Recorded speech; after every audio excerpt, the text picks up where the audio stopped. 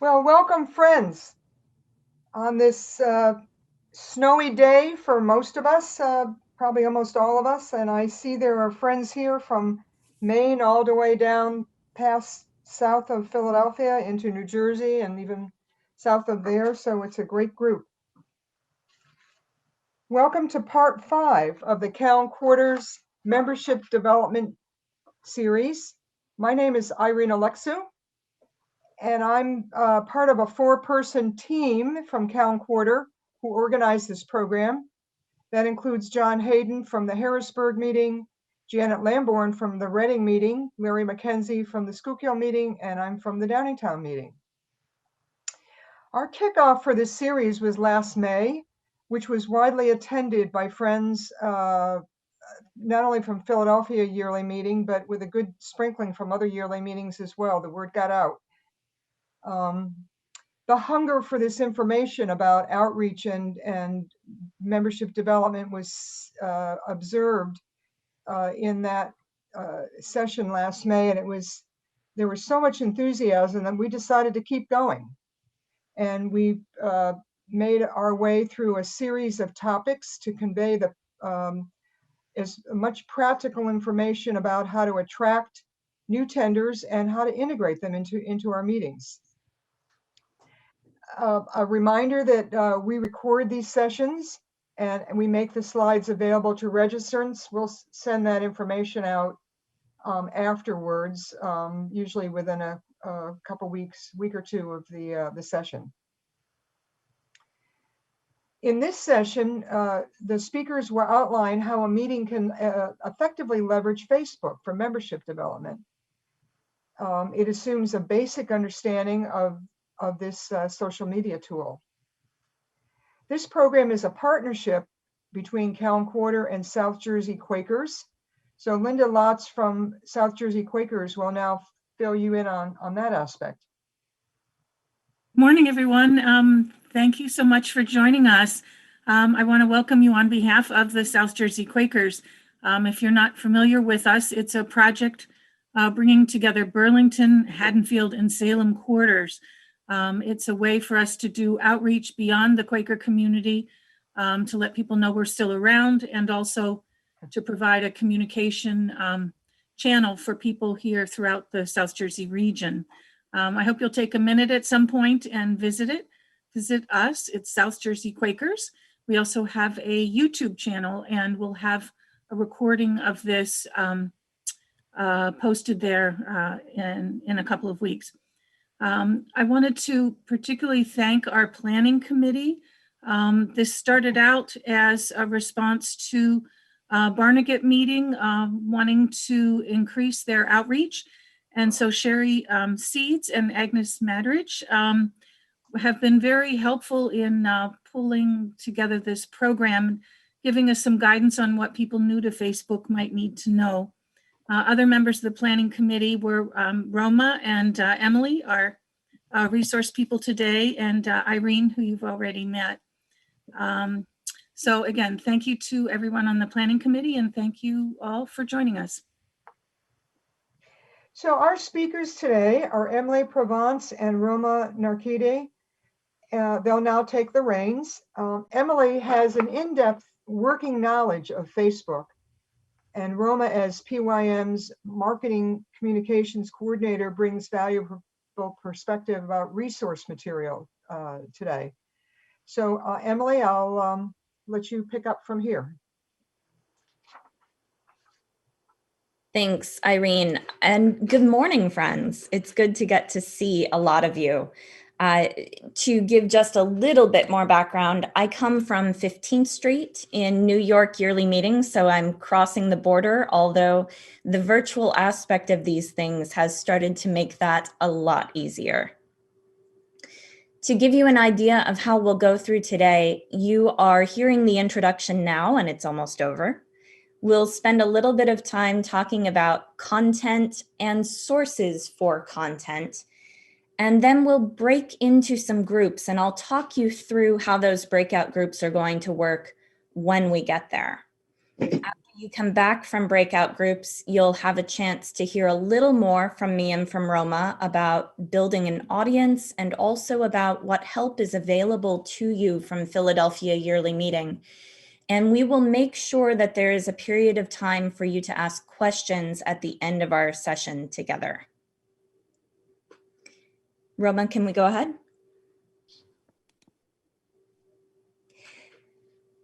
So let's start with this question, why Facebook? Why is it that we're talking about this today? And before anything else, it's important to place it in a little bit of context. Facebook, of course, is not magic. If this is the only piece of outreach that your meeting is doing, its effectiveness is going to be quite limited.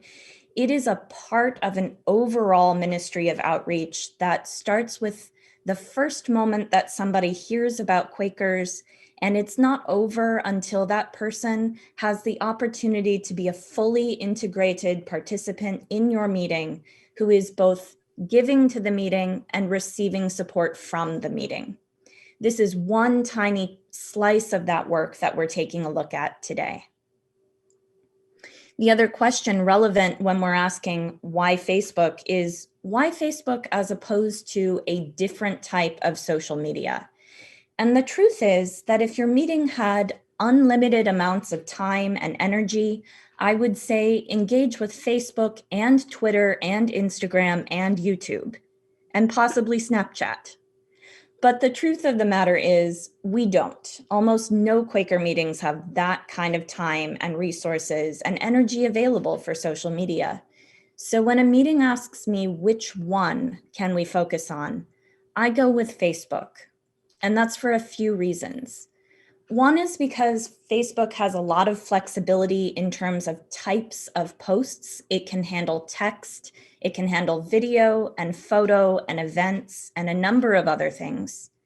It also has the best overall reach of the social media platforms, and we'll talk a little more about statistics in a minute. Facebook gives you the ability to, not quite yet, Roma. Sorry. It's all right, thank you.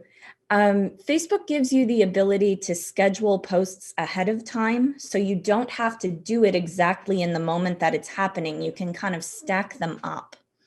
And there's also a lot of flexibility with device, which means you can work with Facebook through a phone, through a tablet, through a computer. All of those are options for you. A lot of friends know that if you're looking specifically for a younger cohort, Instagram is going to reach more of the younger cohort than Facebook is. However, it's extremely visual. Instagram cannot have posts scheduled ahead of time and can only be posted from a smartphone, which is why for most Quaker meetings, I would recommend Facebook rather than Instagram if you're only going to be able to do one. Okay, Roma.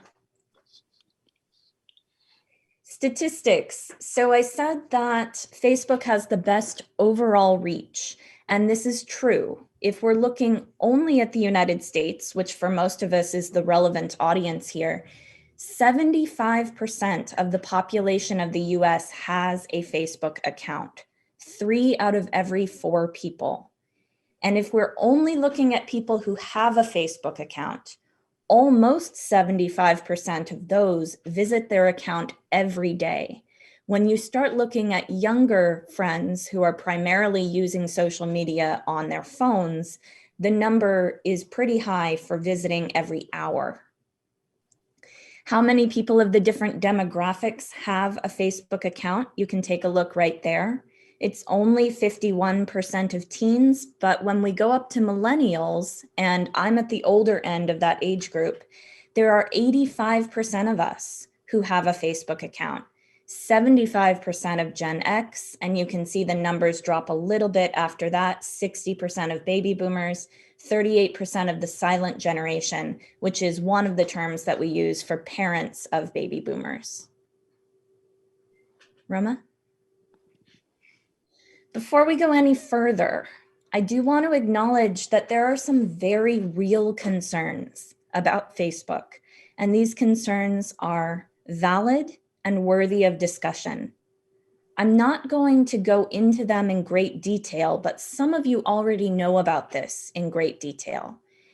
Primarily, the concerns about Facebook that rise to the top for me are two. One is a concern about privacy, and the other is a concern about social justice, because of certain ways that the algorithm can promote different types of posts, even though that isn't necessarily what we would want. And if the word algorithm is not something you're familiar with, I'm going to talk about that one later in the presentation as well. These are concerns that have caused some meetings to come to discernment that they will not engage with Facebook. And if your meeting comes to that discernment, or if you as an individual come to that discernment, I absolutely support that. Here's the thing. It has consequences. If we decide that we are not going to engage with Facebook or not going to engage with other types of social media, it's very similar to what happens if we decide that we're not going to use a car. We know that there are damaging things about cars. We know they're not good for the environment. We know that there are concerns sometimes around labor practices, but we also know that the world is organized around the use of cars. So if we are not in a car, there are places we're not going to be able to go. The situation with social media is very similar. If we elect to withdraw from social media, there are certain places, communications-wise, that we are not going to be able to go. And let's keep going, Roma. Talking a little bit about content. So suppose that you've discerned, yes, we are as a meeting going to use a Facebook page, and we are going to work to use this for outreach purposes. Then what are we posting? What are we actually putting on our meeting's Facebook page? I recommend a total of 4 types of posts that you can be thinking about. And the first one is posts that I would categorize as information. These are things like announcements, scheduling changes, gatherings. This is something like, there will be a potluck lunch at 2 p.m. on this Sunday, or we are going to meet indoors rather than outdoors on Thursday because it is predicted to rain. These kinds of informational pieces. Why does this matter to outreach? It's because it provides a window into the community. If I am not a part of your meeting and I see this kind of post, that lets me imagine myself into your potluck.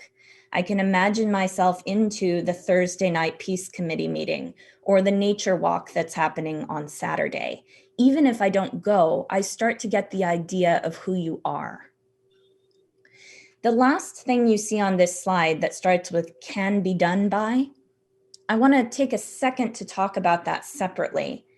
Some meetings, when they decide to set up a Facebook page, they'll choose a couple of administrators to do all of the Facebook work. And for some meetings, that is the best strategy, is just to choose a couple of people who are doing everything related to Facebook. For other meetings, it helps to break it up more than that and put it along types of posts. So for example, you might decide to take a look at the person who's already responsible for publishing your announcements. Somebody does that. Somebody in your meeting already collects your announcements. So that can be the person who's also responsible for the information pieces, who's putting those posts out through Facebook. I saw a question pop up about target audience, and that's a question that I would encourage you to hold and ask again when we get closer to the end, because I think that the answer is going to be different for different meetings and a little more complicated than I want to address right this second. If we keep going into communication, this is a second type of post. Communication posts can look like different things, but they are the types of posts where you are either responding to someone or soliciting someone to respond to you. It's a two-way communication. You might post a query, and it could be something very serious, something that you pull out of a faith and practice, but it could also be something playful, like, have you been enjoying the sunshine today? Or what do you love to do when it's been snowing for 3 days? Something where you're encouraging people to engage. It's a check-in. How was meeting for worship this morning? And communications also covers the private message function. This is when somebody writes to your page and asks a question like, what time does the building open on a Sunday? Those are the two-way communications.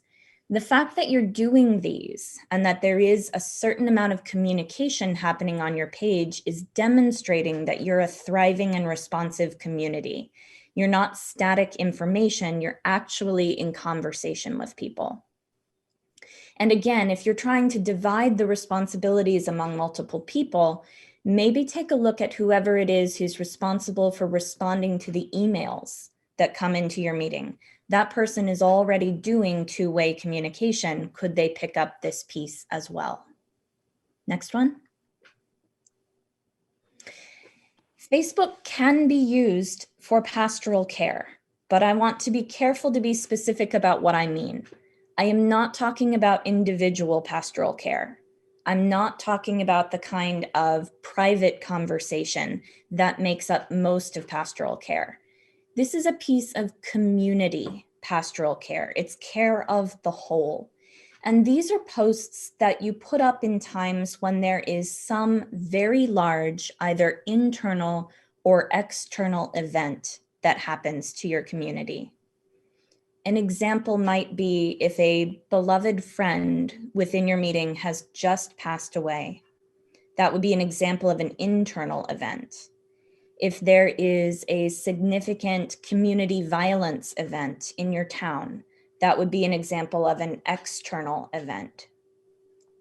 When something like that happens, I do recommend that you post something relevant to that event. But again, to be specific, it's not a news article. We're not posting the fact that this has happened. What we are doing is posting some sort of thematically related post, something about how Quakers respond when there is violence in the community, something about the deep internal spiritual condition of grief. These are posts that you can even have selected well ahead of time. The reason they matter is because, again, they're showing that you're a community that's relevant to what is happening in your area, paying attention to what's happening inside the meeting itself, and that you care about these things. You're not ignoring them, you're addressing them, you're acknowledging them. If you're dividing the pieces of responsibility, this might be done by ministry and council or one of the members of that committee. The last type of content is the type that you will probably spend the most time doing. And these are the pieces that are very specifically outreach content. This is a steady stream of posts about Quakerism. And the intention here, the first three pieces, we're showing who are we as a meeting. This final piece is primarily focused on who are we as Quakers? What is Quakerism about? What does it mean to be a friend? These posts might be things like quotations from Faith and Practice. They could be Quaker Speak videos.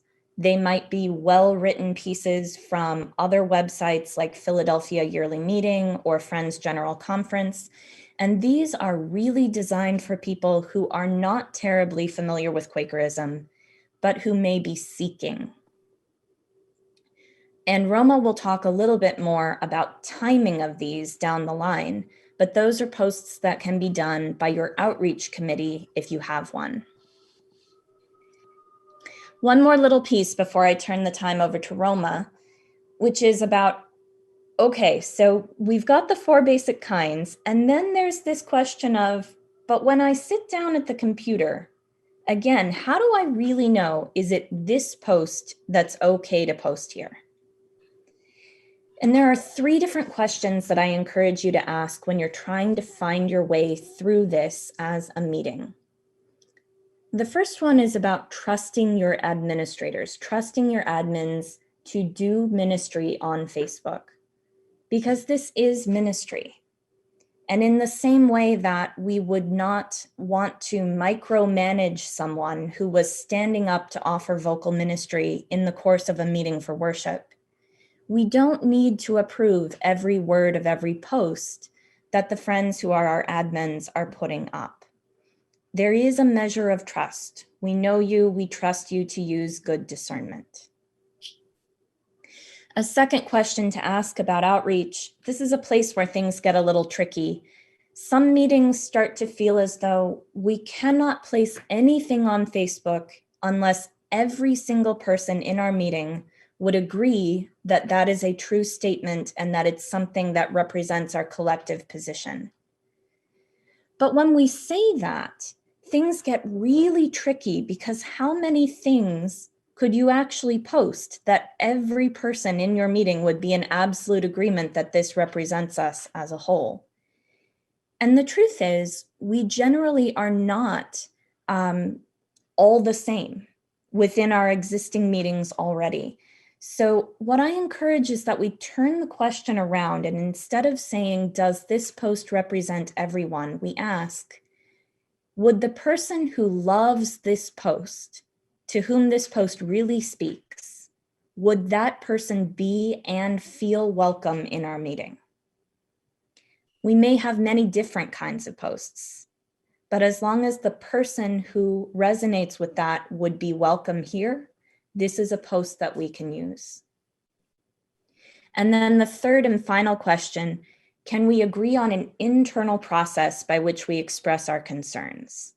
So I'm going to just pick a random name here. Let's say that Charles is my meeting's Facebook admin, and Charles has posted something that I really feel strongly Charles should not have posted. At that point, I have a few different options. One thing I can do is just fume internally, just be angry and not tell Charles. Another thing I can do is post publicly on the post that it feels inappropriate to me. And I advise against both of those first two options, but hopefully the meeting has already agreed that, okay, I see something that concerns me. I'm going to email or call Charles. I'm going to make it so this is not a public matter, but I can express my concern directly to the person who's posting. And then we have already agreed, if I have a strong concern, he'll take it down, and then we'll take some time to do the discernment work as a community about what was the concern and is this something that we need to talk about further. Those are my pieces, and I'm going to turn the time over to Roma and encourage you again. I'm sure there are questions. Please jot them down for yourself because we will have a chance to come back to those. Thanks, Roma. Good morning, everyone. Thank you, Emily, for that.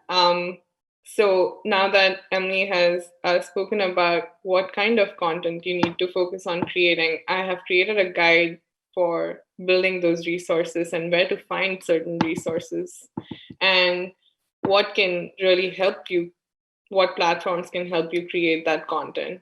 I have also created a handout that we will be sharing with everyone at the end of the workshop that would be helpful as a guide in this. And these are a few of the recommendations that I have for just finding, interesting content to share on your Facebook pages as well. And then when it comes to creating your own content, I would like to speak about just a few different platforms that are available to you.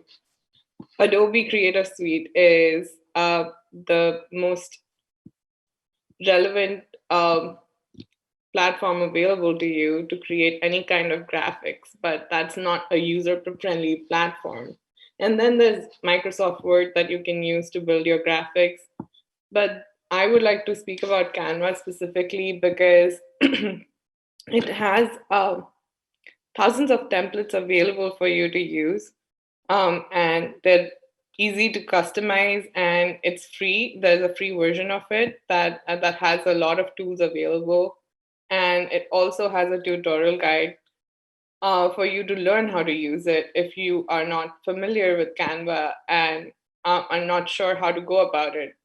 They have a lot of different design school tutorials, short videos available for you to pick up on that skill and learn how to customize your own content. And here are some images that I've created, graphics that I created specifically for Instagram and Facebook through Canva. And it takes a few minutes, honestly, to build these things. Taking pictures of your meeting houses, people in ministry, it's just something that you want to visually show people and speak about as well. So adding quotes from Faith and Practice, you can take quotes from Quote of the Week on FGC's page. That's been a really helpful way to source content. And then you can also visit Provance Facebook page to see what they are sharing and what they are doing with their page.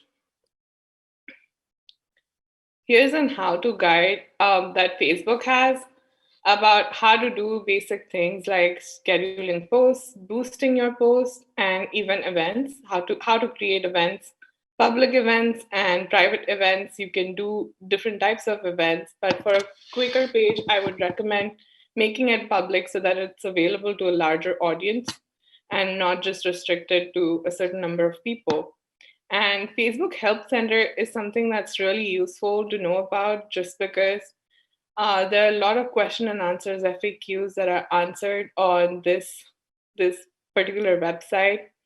And again, all of this is listed in the handout that I'm going to provide.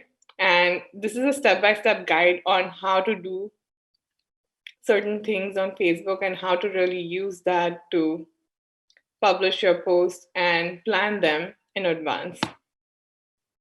When it comes to the flow of posting, I would really recommend posting at least 1 to 3 times a week, just because it helps you stay visible. With all the algorithms that Facebook has, it's helpful to be visible and be a little more active and engaged on Facebook, on your audience's page. And then the timings these are the basic timings that are available for you with some research that's available that says that these are the best times to post. But I would recommend testing this and then trying to see what really works for your audience and how your demographic responds to certain times, and see that and make a decision plan your content just based on how your audience is reacting to this.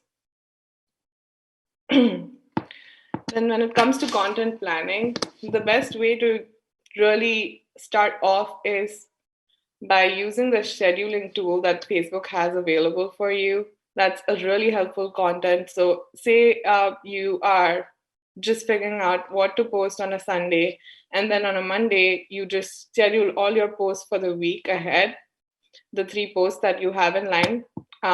It would be really just a one-day thing that you are investing your time with the number of people that are involved in it. It would really become easier to plan that content and have that ready. And then there are a lot of content calendar tools available on the internet. But I've provided a few links that have templates that are Excel templates that help you plan what kind of content to create and what to post. And it helps you customize what you want to post and write about as well. And again, here are a few more content planning resources that are available and what would really help to increase your outreach and really expand that outreach and communication outside of your community as well. And they have really good tips on what to do and how to do it. So we have come back to the breakout groups. So, friends, this is a little bit of a pause in our time together, and we want to give you a chance to process information differently and then come back together. You've heard a lot very quickly. And as Roma said, this will also come to you in writing. So if there are details that you have missed, that's going to be okay.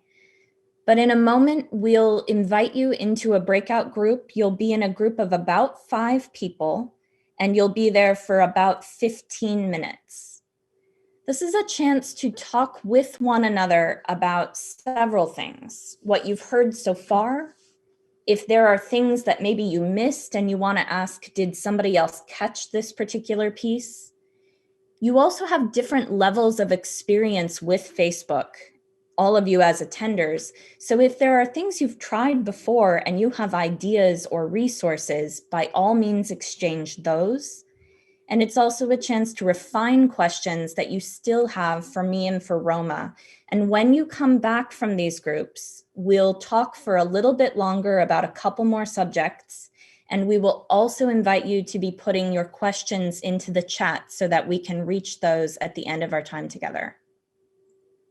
So again, this is a time to talk to each other for 15 minutes, exchange ideas, ask each other questions, and share whatever experiences you have thus far.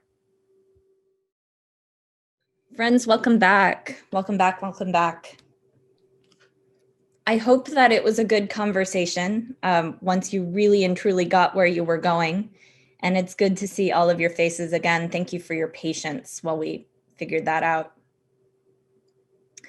Now that you've returned, just to give you a heads up of what happens next, first of all, you're going to hear a little bit more from me and then a little bit more from Roma, and then we're moving into a time of questions. And just as you were going off into your breakout groups, somebody asked me in the chat, would you welcome additional little tidbits that might be helpful to our audiences?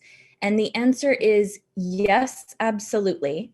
And what I'd like to encourage you to do as we're going into this second half is to put into the chat questions that you still have. And you can also share resources that you want to share with one another. If you are somebody who does not want to walk and chew bubble gum or, rub your tummy and pat your head at the same time, and you do not want to be tracking what's happening in chat while you're also trying to listen, you absolutely may ignore chat, and we will make sure that you get the things afterwards that you missed. So you do not have to pay attention to it. Let's go to the next piece. Okay, I promised you that I would talk a little bit about that word algorithms. This is the piece of, it's an unfortunate fact that actually, when you put something out on Facebook, what we all wish would happen is that you post it and everybody who follows you automatically sees it. It would be really nice if that was how it worked. But that's actually not how it works because of the algorithm. Roma, would you take us to the next page? When you put up a standard post through your meeting's Facebook page, if all you do is post it and then nothing else happens, only about 10% of the people who follow your page are actually going to see it. The reason Facebook works like this is because it is to Facebook's advantage to keep you on as long as they can. And they do that by showing you the types of posts that they think are going to keep you on the website longer so that they can show you more ads. So if they see that something is engaging, they're going to show it to more people. If they don't see that something is engaging, they're not going to show it to very many people. The first 10% of people who see it are kind of like a test case for Facebook. And then if it goes over well with them, they'll show it to more. There are some strategies you can use to improve how many people are seeing the posts that come out through your page. Roma? The first couple of ways of doing it are free and relatively easy. One of the things that you can do is talk to the members and attenders of your meeting and make sure that they understand it's important that Facebook sees that the posts are getting engagement. So when you do see a post coming from our page, take a moment to like it, to comment on it, or if it feels appropriate, even to hit share and share it with your friends. That's something that tells Facebook that people are engaging with this post. Another way that you can do it is by responding very quickly when somebody sends a private message to the Facebook page.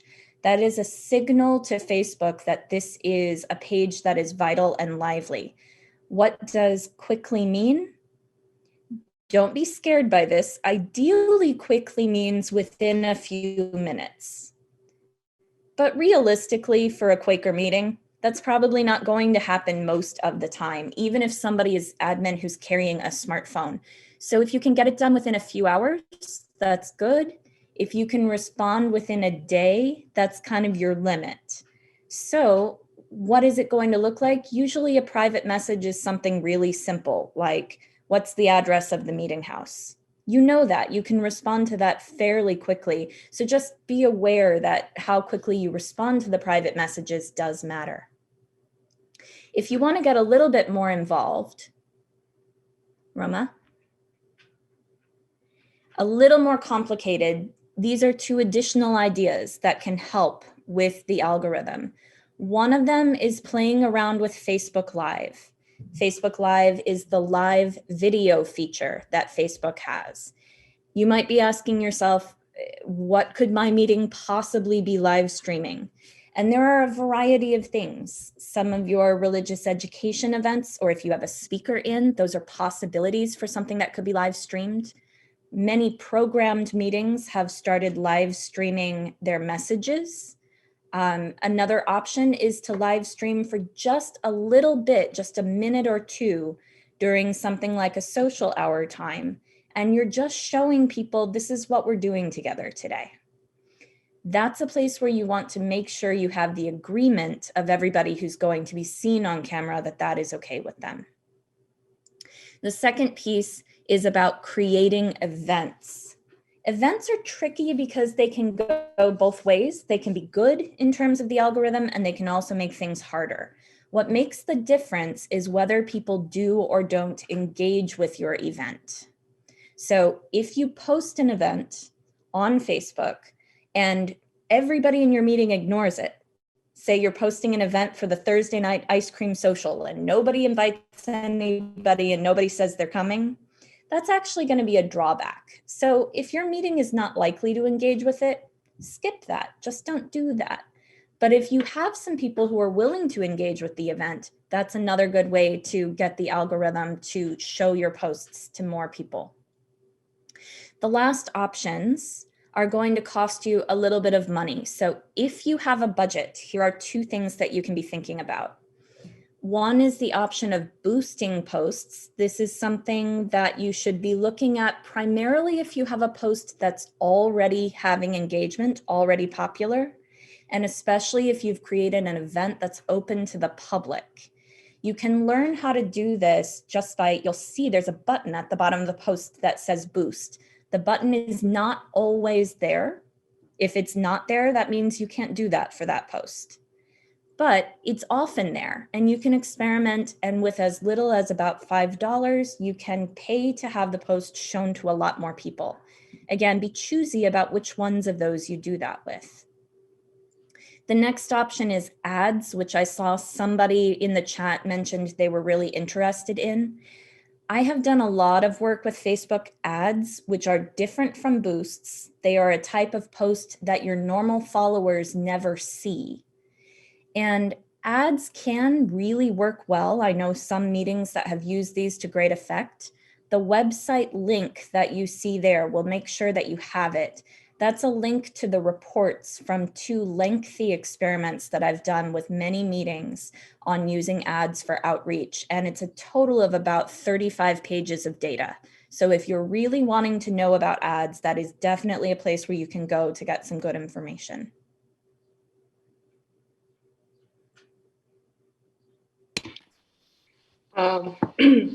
Thank you for that, Emily. And also when it comes to boosting, again, the help center on Facebook would really be helpful in understanding how to do those things and why it's beneficial for you to use boosting and ads. Here are some Quaker pages that I have looked into and I feel like are really doing a good job with their communications and outreach and engagement on Facebook specifically. and you can go and refer to their work. You can share their work if you are inclined to do so. There's also a video link that I've posted on this page that's about growing your Quaker family and expanding your outreach that that was really helpful. And I would encourage you to look at all these pages and see what inspiration you can take from it. And then when it comes to PYM support, we would really encourage you to go and promote your events, add your events on the PYM calendar. It's really easy to do that. The link is on here, and you just have to add your event. It takes a few minutes, and it would really help you reach more people. And we also focus on highlighting a few events here and there in our weekly newsletter. So that's a good way to connect with more people. And then there's the South Jersey Quakers page that takes events from the PYM calendar, and you can also submit to them by emailing them. And if you have any more questions or need some more support in anything related to communications and social media content, I am available. You can just shoot me an email and reach out to me and ask me any questions that you want to know more about, and I'd be happy to help you with that. And that's it. We can take questions now. And I believe that Irene and Linda as hosts are looking at chat to pull some of those questions. And so they'll be doing some of those vocally. Okay, so here are questions, Emily, and I'll let you or Roma decide which of you would like to answer. There was a question early on about who we should think about as being the target audience for our Facebook page. And how do you build an audience? I think those two questions are related. Roma, do you want to end the screen share so we can see one another better? Thank you.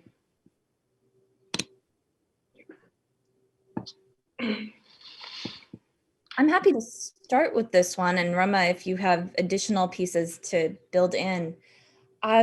To start with, who is your target audience? Because you came here and because this was a conversation talking about how to use Facebook as outreach, my best guess is that most of you are looking to use Facebook as outreach, in which case your target audience is probably seekers. And most of the time, I would say within your immediate geographic area.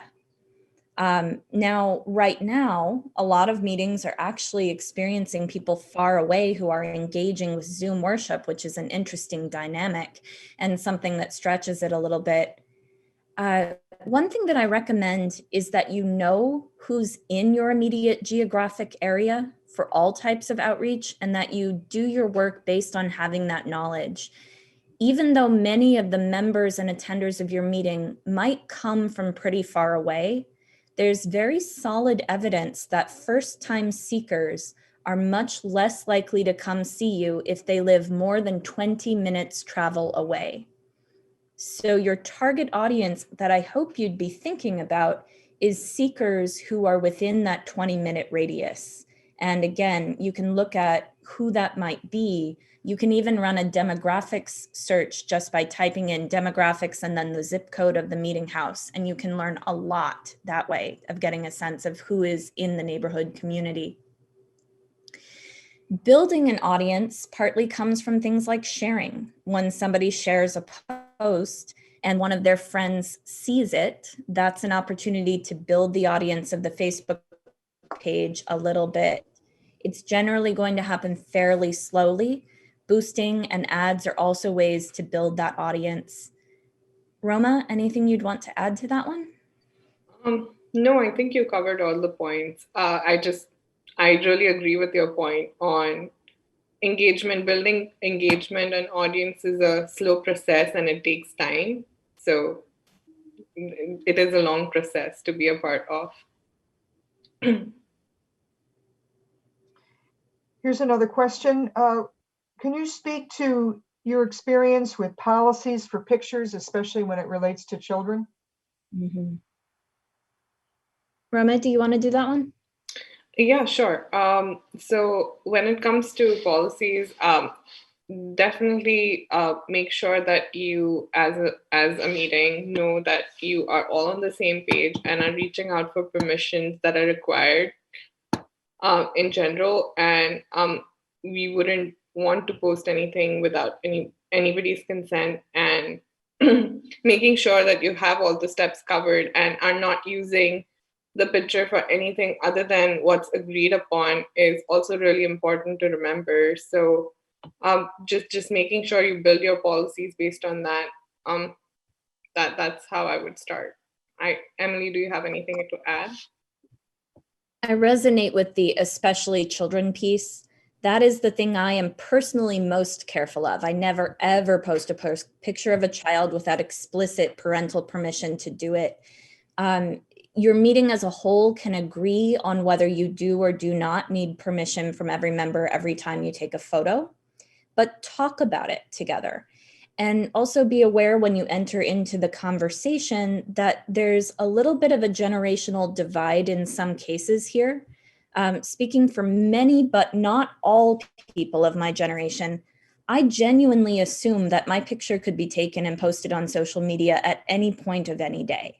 And that's just a part of how I live my life. That is often not the case for friends who are older than I am. And it's definitely worth the conversation. It's worth talking about. Another question that came up is how should we think about the time commitment to effectively curate a Facebook page? How many hours a month, or, you know, when you're trying to line up people to do the work, how should we think about this? We were talking about this while you were all off into breakout groups. Yes, to there being a significant learning curve in the beginning. Once you get good at it, you can probably actually do your meetings Facebook page in a total of about an hour a week.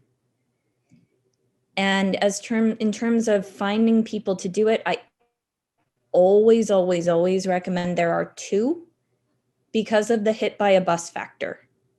Things happen. So it's good to have two. So two people know how it works. Two people have the permission and the password. And if one of them needs to step away, then you find a second very quickly. Do you think two is enough? Is that adequate? Usually? Yeah, it depends on who the two people are.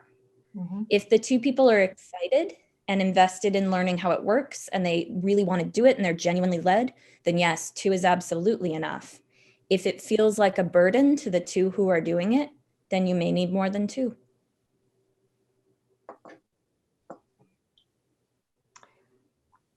Another question. Can you either here or later on, when we send the materials out, give examples of good Facebook pages that meetings are currently offering? It's in the handout that I've created. I already have recommendations of Quaker pages that you could be looking at.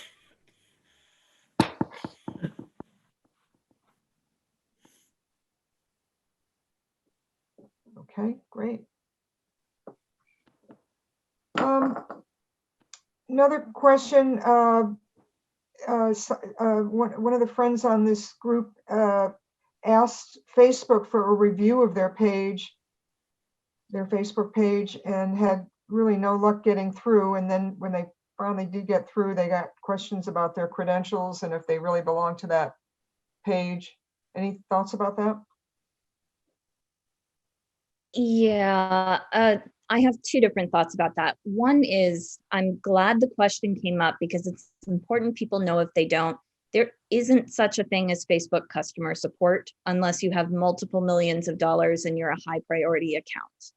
When you write to customer support, you're writing to an automated system.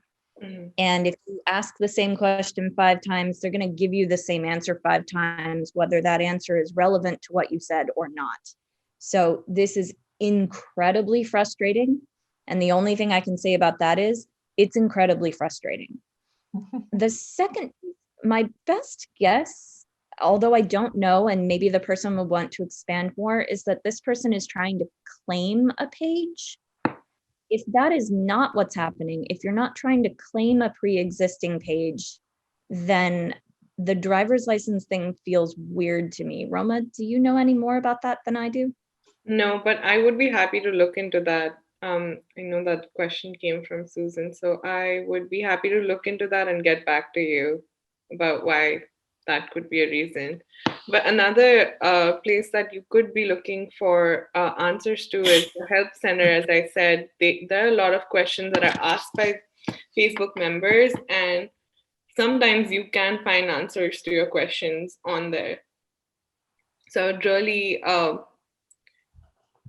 ask people to explore that page, the help center page, and there are a lot of answers to these questions that are being asked right now. Mhm.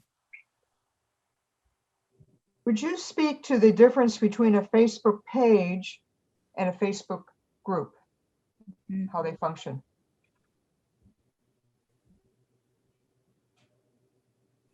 Do you want to? Facebook page, sure.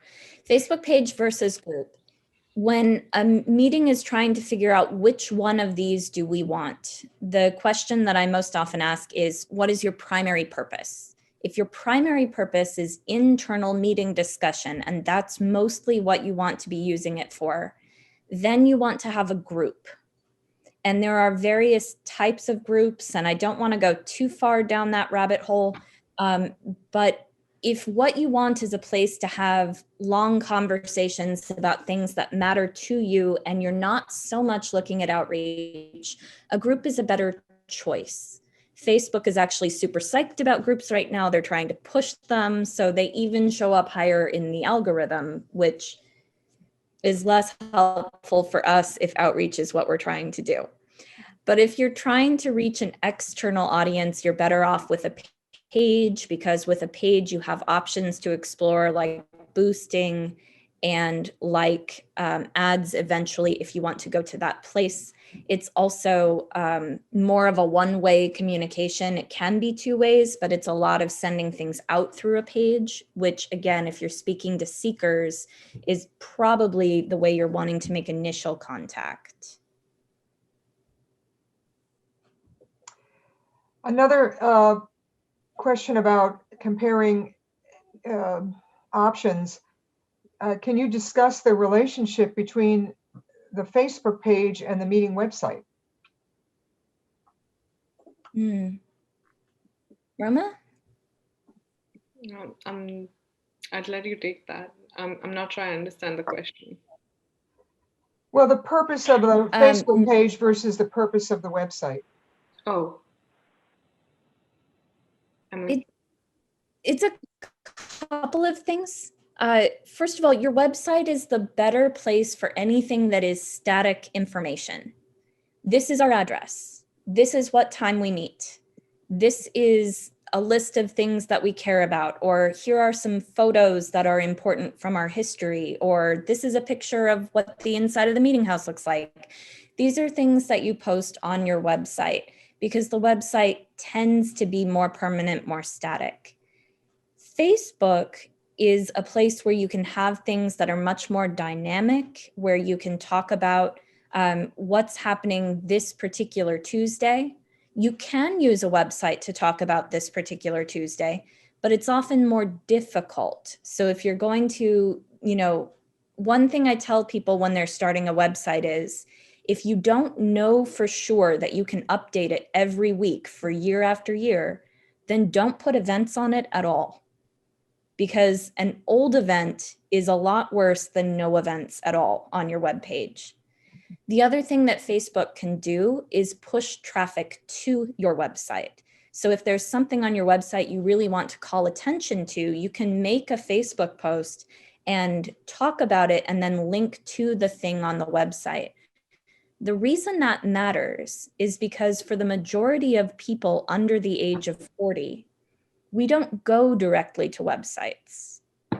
This is a little bit weird and in my mind even a little scary, but at this point in time, what statistics show us is that most people under 40 will only visit a website if they encounter a link on their social media feed. That is what prompts them to go to the website. That's so interesting, Emily. Who would have thought, right? I can think of in the past several new attenders in our meeting who came in through the website, but that was not in the last 5 years. So things are shifting, huh? Let's see, another question had to do with posting Zoom invitations on the Facebook page. What's your take on that?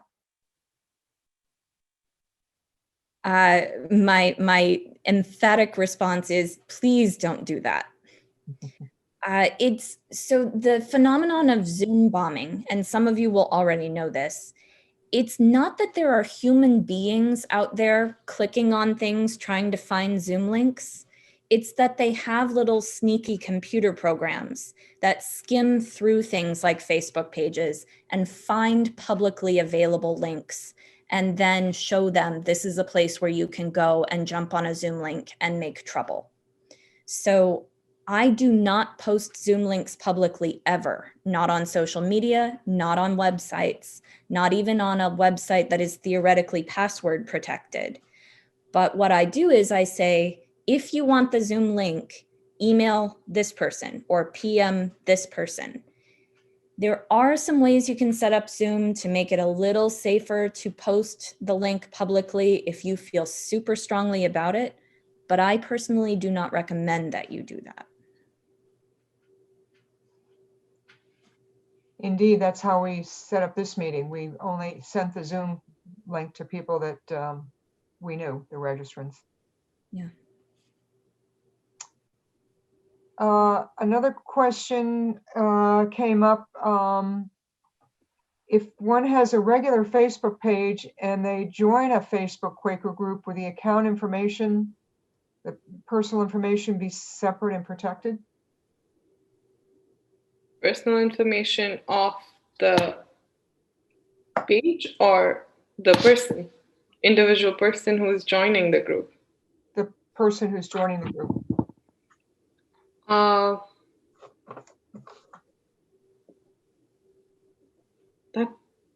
That's a good question, but I'm not sure I know the answer to that. I don't think your individual information is, personal information is exposed to anybody unless you allow that.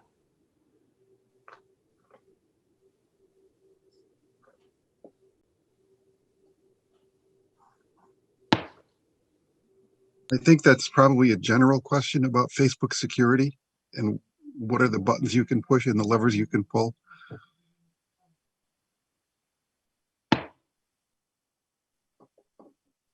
I'm looking specifically at the question.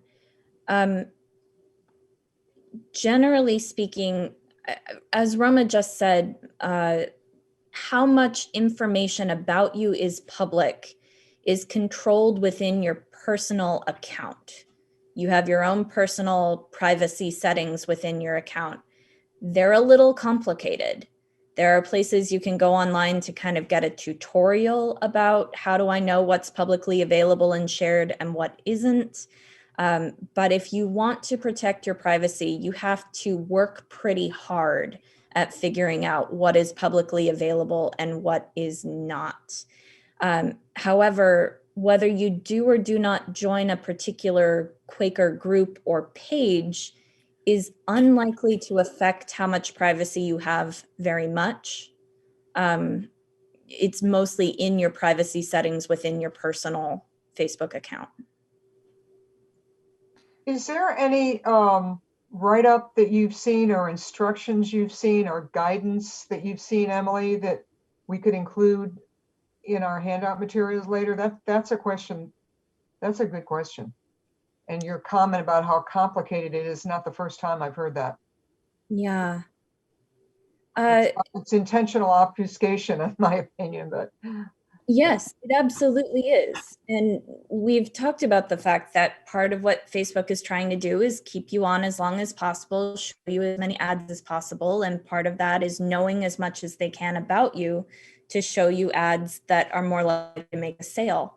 That's absolutely embedded in Facebook's, in their business model. I don't know of a good resource specific to privacy that's update. Roma, do you? I will make sure that I find something and add it to the handout. excellent. Thank you, Roma.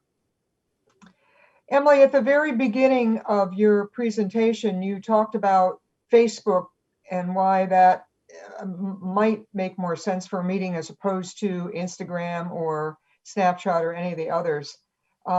Question we have here is if the meeting does opt for multiple social media accounts, should the content be different? Or can it be the same? Great question. I'm taking a moment to think how to answer it in as few words as possible.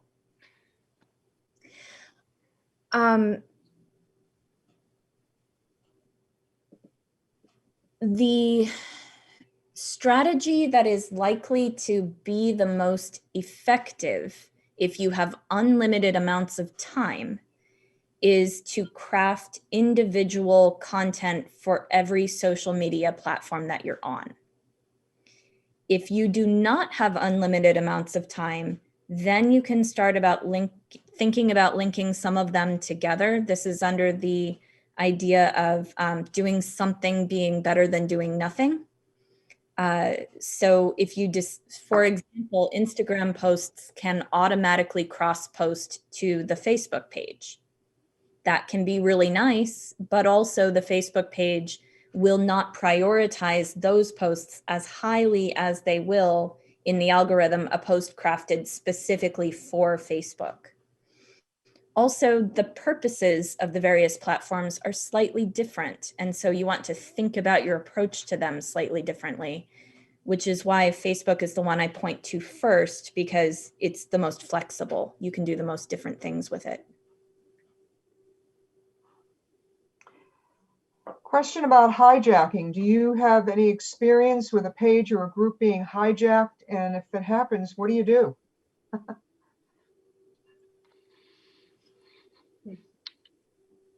Hijacked by a hostile member. Interesting.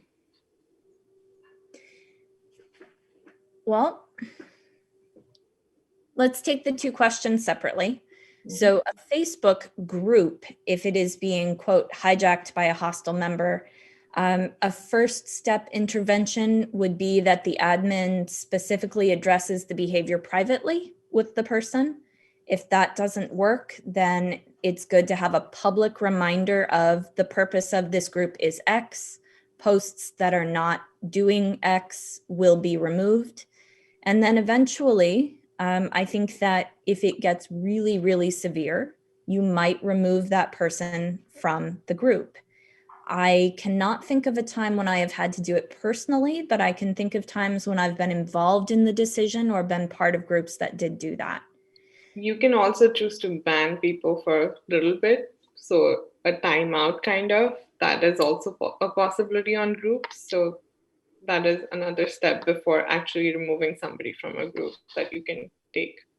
Yeah. On a page, that kind of behavior is a little harder for the person to do because a person who is not an admin or editor can't create a whole new post on your Facebook page that everybody sees. But they can post a comment on a post that's already existing. And on rare occasions, that might be something that somebody saying something you really wish they weren't. If it is just totally inappropriate, off topic, or, in some way unacceptable, then it can be deleted.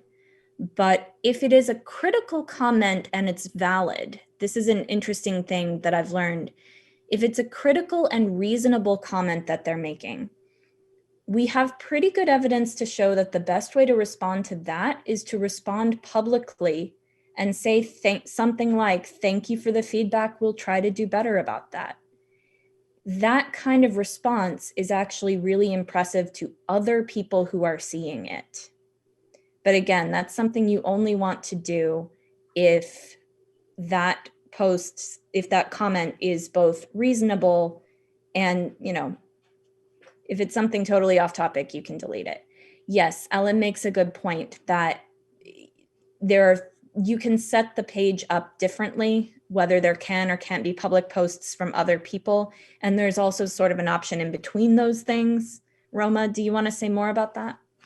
So I will make sure to add a little bit more on the handout on how to do those things and how to use publishing tools and settings for pages, and even set up admins for pages. I'm sure I can find information on that. That would be helpful. That's terrific. That sounds like some very practical information, Roma. I think that I have found all the questions. If I missed anybody, would you unmute yourself and ask your question? I've been through the whole chat box. Otherwise, I'm going to move to the wrap up. I want to answer Janet's question because it's a good one and it makes me giggle. Do hashtags help bring more people to see your post? Hashtag question. The answer is sometimes. So if you don't know what a hashtag is, you can safely ignore what I'm saying right now. But sometimes hashtags are helpful. At the very least, they can be fun and playful. And another thing I forgot to mention earlier that can help with algorithm is, let's say that my meeting is working together with the Presbyterian church down the street on a project. When I'm posting about that, I want to tag the Presbyterian church down the street, because that causes people related to that group also to be able to, at least they're more likely to see my post. And certainly the Presbyterian church admins will see my post and share it. I have a question about photos for Facebook. I think that they're really extremely important and cause a level of engagement. What are your feelings about photos? We talked a little bit about that earlier, and what Emily heard you and Roma say is just make sure you have a good in-depth conversation with people in meeting about it in advance, so that there's a common understanding about what people are comfortable with, what kind of photos require Right. explicit permission, that sort of I thing. heard about the policy practice. I did hear it. I was listening, but I mean, should your Facebook page be more content heavy or more visual? Okay. I'm glad you asked, Gail. Photos of humans are really important. And stock photos can go a certain level, but photos of the real people who are actually part of your meeting are even better. And again, this has to do with that psychological piece of, can I imagine myself into this group of people? Yes. Thank you. Yeah. Thank you for clarifying that. No problem. Friends, I had put a note up in the chat a little earlier. PYM has membership development funds available, of course. I put a link, but you can just Google PYM membership development. Grants are up to $5,000, and up to $1,000 are simple 2 sides of a page. And social media is very highly regarded among the granting group.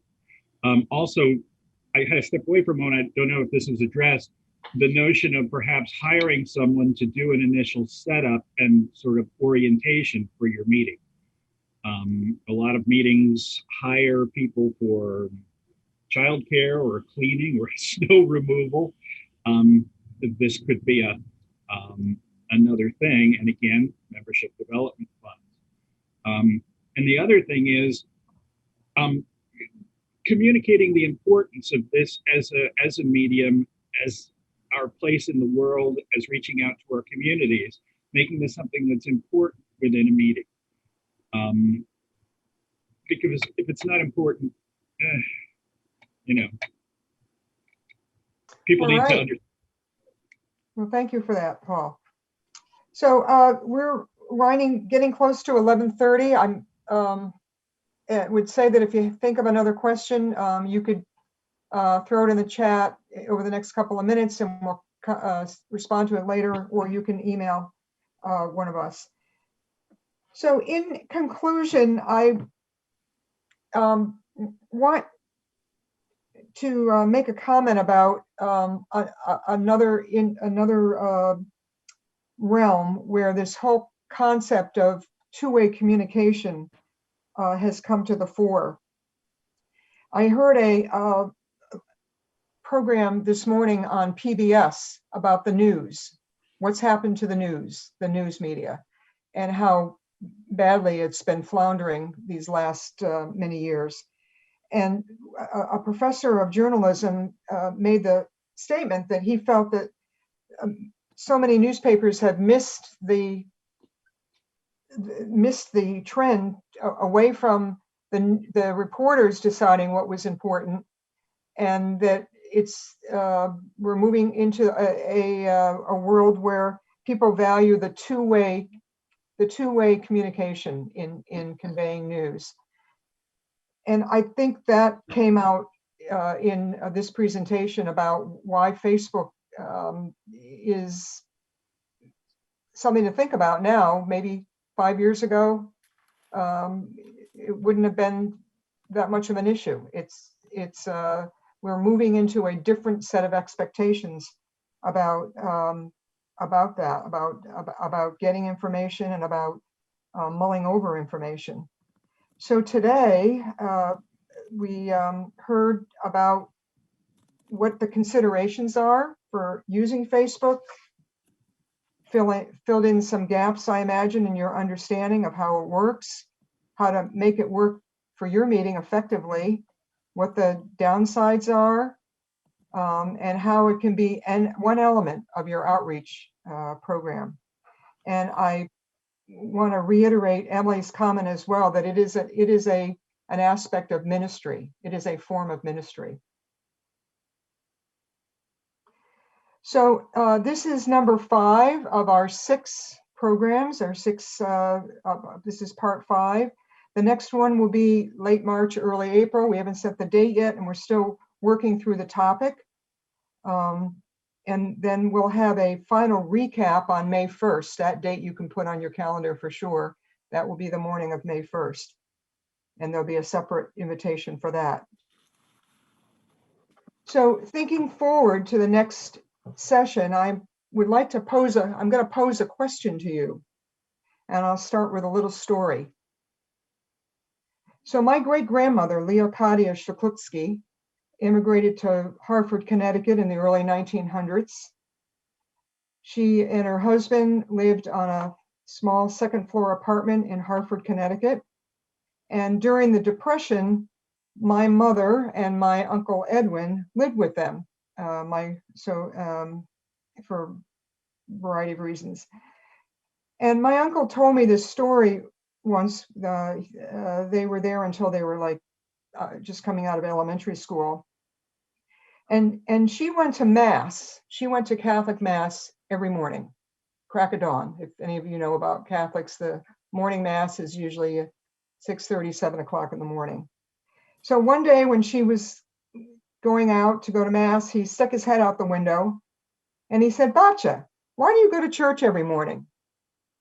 And in her feisty, no-nonsense way, she said back to him, "I go for all the people who don't go to church."